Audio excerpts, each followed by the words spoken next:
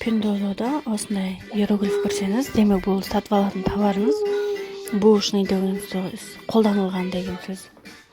Сол үшін иероглифтарға мән беру керек. Мысалы, мына AirPods, так, осындай қызыл иероглиф бар екен, осындай. Демек бұл қолданылған AirPods, бушный болып саналады. Ал мыналарда жоқ, демек бұлар жаңа, қолданылмаған. Мына AirPods'ты қарайық. Мынада жаңа екен, қолданылмаған. Бұнда иероглиф жоқ.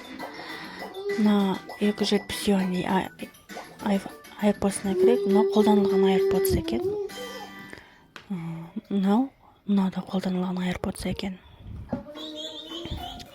Енді iPhone'дарды көрейік.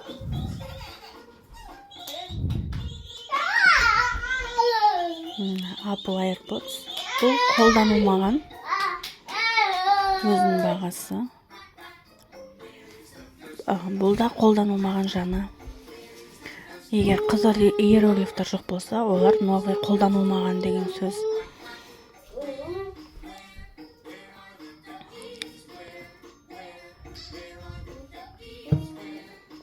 Бұл чехолдары iPhone.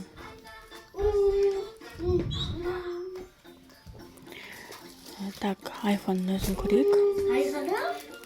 Мына iPhone-ды бассақ, бұл жерде осындай иероглиф шығып тұр екен. Демек бұл қолданылған iPhone.